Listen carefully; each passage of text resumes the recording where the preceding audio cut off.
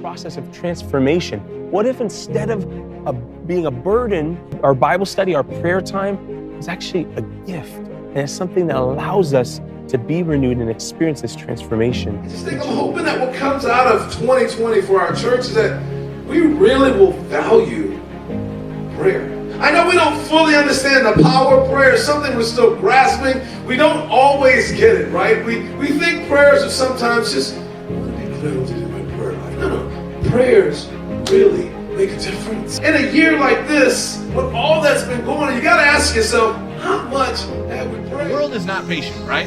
The world is probably going to continue to be that way until Jesus comes back.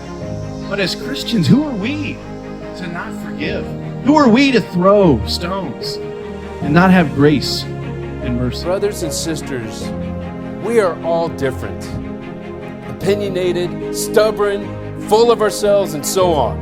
But when we choose to accept one another as Christ has accepted us, the gloves fall off and our hearts are burning within us to only do what we see Jesus doing. Being a servant and loving people right where they are. Something that suffering teaches. We are not supposed to belittle the significance of their suffering.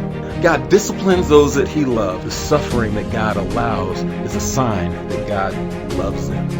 Don't be discouraged when He corrects you. When we talk about embracing the exact exercise of discipline, remember that God is treating you as His own son. Relationships, good relationships, godly relationships, are highly inefficient. They're time-consuming, they're life and energy draining. The conversations that secure and build unity.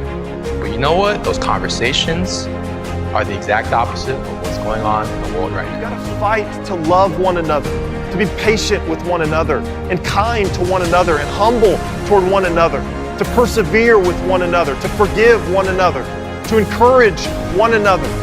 It's time for us as a church to get back to the love we had for one another. And what we're going through and what we will continue to go through is nothing new under the sun. Now more than ever, now is the time for God's kingdom to shine brightly, for disciples to be emboldened, to speak the truth in love, and to bring the healing that God's reconciling kingdom brings to all mankind. You and you and you and me and you.